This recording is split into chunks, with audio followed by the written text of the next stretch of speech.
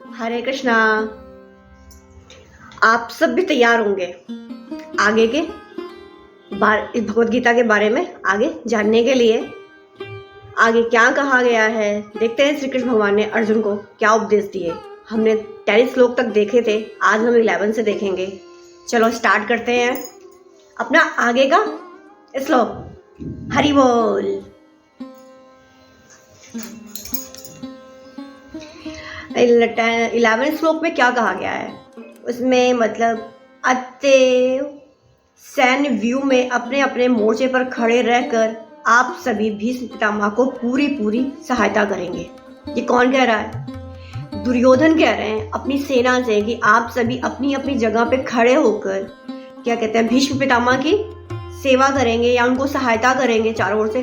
क्योंकि भीष्म पितामह, इसका जो तात्पर्य ये है कि भीष्म पितामह के शौर्य की प्रशंसा करने के बाद दुर्योधन ने सोचा कि कहीं अन्य योद्धाओं को ना समझ, क्योंकि उनका कहना था दुर्योधन का कि अन्य जो योद्धा हैं उनके युद्ध में या उनके साथ जो लड़ने के लिए आए हैं वो ये ना समझ लें कि भीष्म पितामह की ही प्रशंसा दुर्योधन कर रहे हैं, हम लोगों को उन्होंने कोई महत्व तो नहीं दिया। अतः दुर्योधन ने अपने इस चीज को सुधारने के लिए एक सहज कूटनीति के तहत उन्होंने इस स्थिति को संभालते हुए क्या कहा है कि उनके बलपूर्वक कहा कि भीष्म पितामह के कूटनीति या उनकी चीजों पे कोई हमें संशय नहीं है, निसंदेह नहीं है। भीष्म पितामह निसंदेह एक महान योद्धा हैं, किंतु अब वो वृद्ध हो चुके हैं। अतः प्रत्येक सैनिक को चाहिए कि चारों ओर से उनकी सुरक्षा में विशेष ध्यान दें। हो सकता है कि वे किसी एक दिशा में युद्ध करने लग जाए और शत्रु उनको व्यस्त समझकर दूसरी दिशा से उनके ऊपर वार कर दे। इसलिए यह आवश्यक है कि आप युद्ध मोर्चा में अपनी अपनी स्थिति पर अड़िग रहें और शत्रुओं के व्यूह को या शत्रुओं की जो रचना है उसे तोड़ने में उनकी सहायता करें। उन्हें अपना व्यूह रचना जो हमने रची हुई है उसे तोड़ने ना दिया जाए। दुर्योधन को पूर्ण विश्वास था कुरुओं की विजय भीष्म देव की उपस्थिति पर निर्भर है। उससे युद्ध में भीष्म देव और द्रोणाचार्य के पूर्ण सहयोग की आशा थी, क्योंकि वह अच्छी तरह जानता था कि इन दोनों ने उस समय एक शब्द भी नहीं कहा था। उन्हें पता था कि ये दोनों हमारे विजय में साथ देंगे, क्योंकि उस समय इन्होंने कुछ नहीं कहा। जब अर्जुन की पत्नी द्रौपदी को असहाय अवस्था में भरी सभा में नग्न किया जा रहा था, तब उसने उनमें न्याय की भीख मांगी थी। मतलब द्रौपदी ने कौरव मतलब भीष्म पितामह, द्रोणाचार्य आदि सभी गुरुओं से वहां पे खड़े सभी से उन्होंने सहायता मांगी थी, पर किसी ने उनकी सहायता नहीं की। यह जानते हुए भी कि दोनों पतियों के मन में पांडवों के लिए बहुत स्नेह था, दुर्योधन की आशा थी कि वे इस स्नेह को उसी तरह त्याग दें जैसे कि उस समय उन्होंने द्रुत क्रीड़ा के समय भी त्याग दिया था। तो दुर्योधन, देखते हैं दुर्योधन कितना शातिर है। उन्होंने भीष्म पितामह या द्रोणाचार्य जैसों को भी पांडवों का साथ ना देने पे विवश किया है एक तरह से। अब हमारा जो 12 श्लोक है वो क्या कहता है? वो कहता है, जब कुरु वंश के व्यो वृद्ध परम प्रतापी तथा वृद्ध पितामह ने सिंह गर्जना की सी ध्वनि अपने शंख से उच्च स्वर में बजाया तो दुर्योधन हर्ष हो गया। मतलब कह सकते हैं, इसका तात्पर्य ये कह रहा है कि क्या कहते हैं, जो मतलब हमारे वयोवृद्ध पितामह हैं, उन्होंने दुर्योधन के मन की स्थिति या मन के भावों को स्वाभाविक रूप से समझ लिया था। वो स्वाभाविक दयावश होने से उनको प्रसन्न करने के लिए अत्यंत उच्च स्वर में अपने शंख को बजाया, जो उनकी सिंह के समान स्थिति के अनुरूप था। उन्होंने बहुत तेज शंख बजाया, जैसे जिसकी गर्जना एक सिंह के समान मानी गई। अप्रत्यक्ष रूप से शंख के द्वारा प्रतीकात्मक ढंग से उन्होंने अपने हताश पौत्र दुर्योधन को बता दिया कि युद्ध में विजय की आशा नहीं है, क्योंकि दूसरे पक्ष में साक्षात भगवान श्री कृष्ण हैं। फिर भी युद्ध का मार्गदर्शन करना उनका कर्तव्य है और इस संबंध में वे कोई कसर नहीं रखेंगे। तो पितामह जी ने एक तरह से अपने जो पौत्र थे दुर्योधन, उन्हें ये भी बता ही दिया था कि इस युद्ध में विजय की कोई आशा नहीं है, क्योंकि दूसरे पक्ष में साक्षात भगवान श्री कृष्ण स्वयं मौजूद हैं। अगर किसी और एक तरफ भगवान श्री कृष्ण मौजूद हो जो इस जगत के पालनहार हैं, उनके होते हुए दूसरे पक्ष की विजय कैसे हो सकती है, लेकिन फिर भी उन्होंने अपना कर्तव्य और मार्गदर्शन किया और मार्गदर्शन करने में कोई भी कसर नहीं छोड़ा। हमारा 13 श्लोक में क्या कह रहा है? तत्पश्चात शंख नगाड़े बिगुल तुराही सिंह सहसा एक साथ बज उठे। वह समय स्वर अत्यंत कोलाहलपूर्ण थे। मतलब दोनों ओर से बहुत सारे शंख नगाड़े बिगुल तुराही सिंह ये सब बजाए गए। और फिर हमारे 14 श्लोक में क्या कहा गया?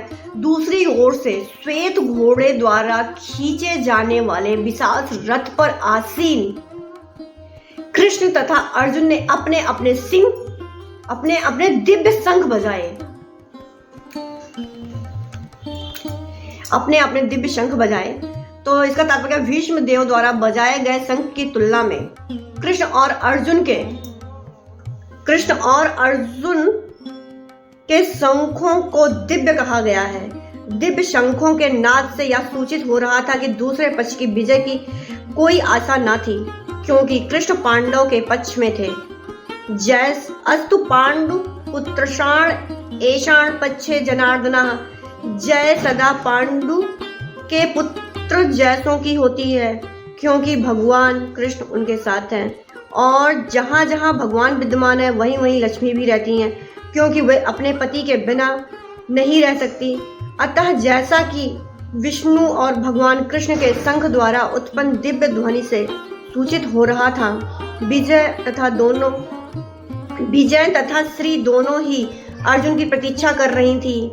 इसके अतिरिक्त इस रथ में दोनों मित्र आसीन थे। वह अर्जुन को अग्नि देवता द्वारा प्रदत्त था और जिससे सूचित हो रहा था कि तीनों लोकों में जहां कहीं भी यह जाएगा वहीं विजय निश्चित कर देगा। अर्जुन ने देवदत्त शंख तथा अति भोजी एवं अति मानवीय कार्य करने वाले भीम ने पौंड नामक भयंकर शंख बजाया। तो इस श्लोक का तात्पर्य है, इस श्लोक में भगवान कृष्ण ने हृषिकेश कहा गया है। हृषिकेश कहा गया किसको? भगवान कृष्ण को, क्योंकि वे ही समस्त इंद्रियों के स्वामी हैं। सारे जीव उनमें अभिन्न हैं। अतः जीवों की इंद्रियां भी इनकी इंद्रियों के अंश हैं। चूंकि निर्विशेषवादी जीवों के इंद्रियों का कारण बताने में असमर्थ हैं, इसीलिए वे जीवों को इंद्र रहित तथा निर्विशेष कहने के लिए उत्सुक रहते हैं। भगवान समस्त जीवों के हृदय में स्थित होकर उनकी इंद्रियों का निर्देशन करते हैं, किंतु वे इस तरह निर्देशन करते हैं कि जीव उनकी शरण ग्रहण कर ले। और विशुद्ध भक्त की इंद्रियों का तो वे प्रत्यक्ष निर्देशन करते हैं। जहाँ कुरुक्षेत्र की युद्ध भूमि में भगवान कृष्ण अर्जुन के दिव्य इंद्रियों का निर्देशन करते हैं, तो इसीलिए उनको हृषिकेश कहा गया है। भगवान के विविध कार्यों के अनुसार उनके भिन्न भिन्न नाम है। उदाहरण, इनका एक नाम मधुसूदन है, क्योंकि उन्होंने मधु नाम के असुर को मारा था। वे गांवों तथा इंद्रियों को आनंद देने के कारण गोविंद कहे जाते थे। वासुदेव के पुत्र होने के कारण वासुदेव कहे गए। देवकी को माता के रूप में सत्कार करने के कारण देवकी नंदन कहे गए। वृंदावन में यशोदा के साथ बाल लीलाएं करने के कारण यशोदा नंदन कहे गए। अपने मित्र अर्जुन का सारथी बनने के कारण उन्हें पार्थ सारथी है। इसी प्रकार उनका एक नाम हृषिकेश है, क्योंकि उन्होंने कुरुक्षेत्र के युद्ध अवसर में अर्जुन का निर्देशन किया था। इस श्लोक में अर्जुन को धनंजय कहा गया, क्योंकि जब उनके बड़े भाई भीम को विभिन्न यज्ञ संपन्न करने के लिए धन की आवश्यकता हुई थी तो उसे प्राप्त करने के लिए उनकी सहायता की थी। इसी प्रकार भीम विप्रोदर कहलाते हैं, क्योंकि जैसे वे अधिक खाते हैं उसी प्रकार वे अति मानवीय कार्य करने वाले हैं, जैसे हिडिंबनासुर का वध। अतः पांडवों के पक्ष में श्री कृष्ण इत्यादि विभिन्न व्यक्तियों द्वारा विशेष प्रकार के शंखों का बजाया जाना युद्ध करने वाले सैनिकों के लिए अत्यंत प्रेरणाप्रद था। विपक्ष में ऐसा कुछ न था। न तो परम निर्देशक भगवान श्री कृष्ण थे, न ही भाग की देवी श्री थी। अतः युद्ध में उनकी पराजय पूर्व निश्चित थी। शंखों की ध्वनि मानो यही संदेश दे रही थी।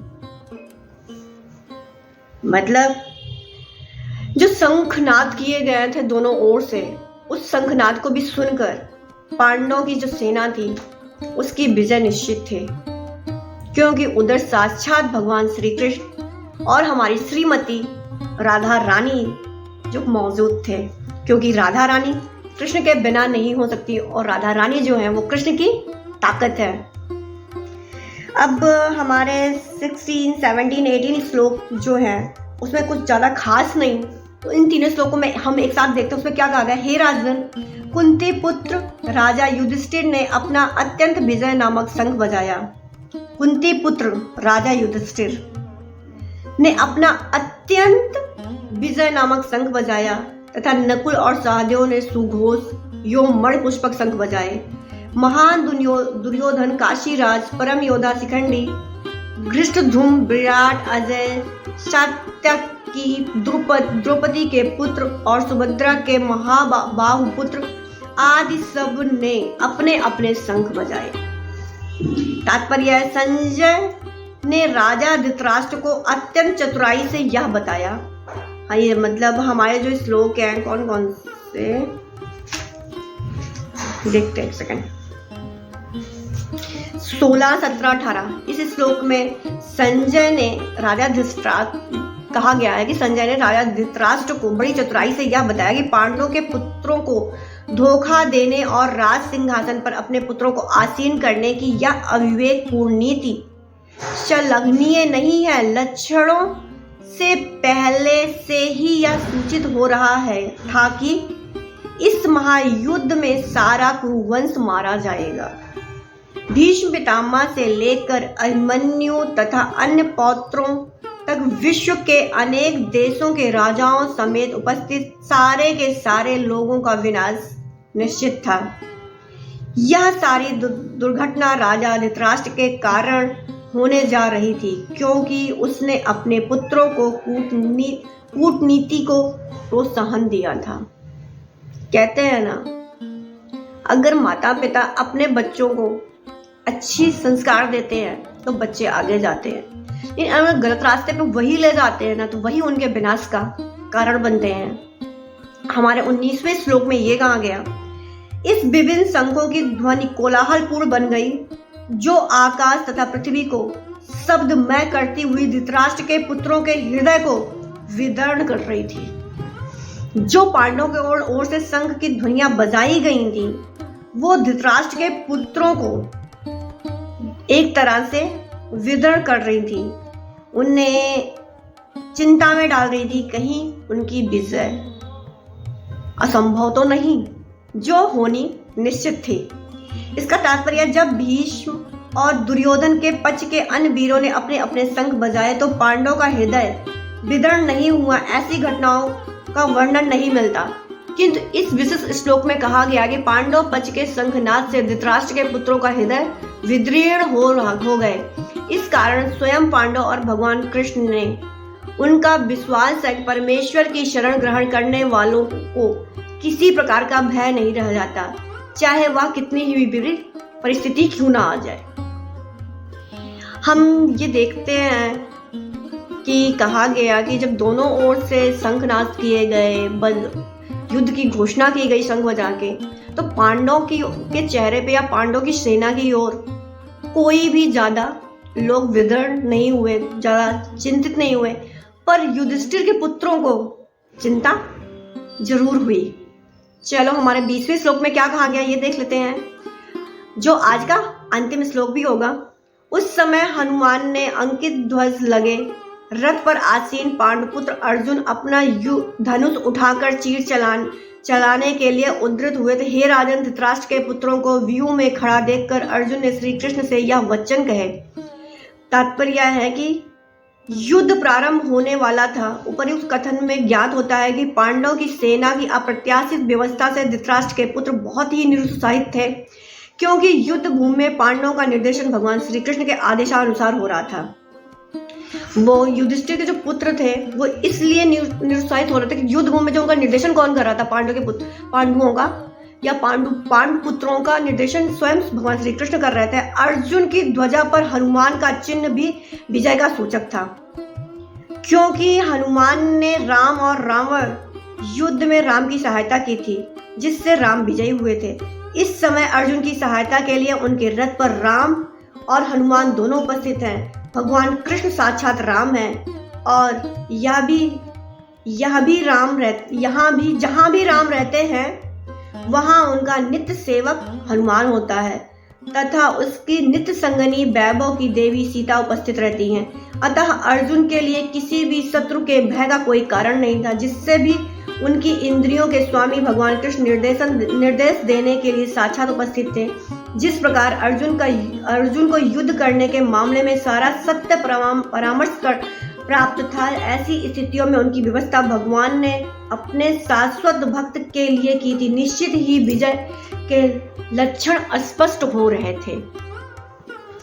तो हमने देखा कि जहां भी हमें आज तक के श्लोकों में ये समझ में आया कि जैसे कि जो भक्ति होती है हम क्यों करते हैं। अगर हम भक्ति करते हैं तो हमारा चित्त या मन शांत होता है, जिससे हमें बहुत सारा, हम किसी भी बड़ी से बड़ी मुश्किल में क्यों ना पड़ जाएं, पर हम चिंतित नहीं होते।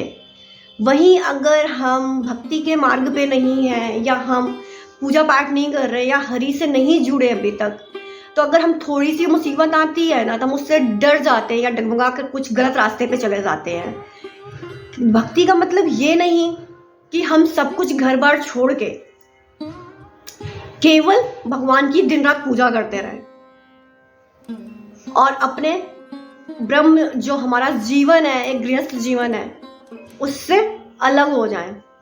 भक्ति वो नहीं है।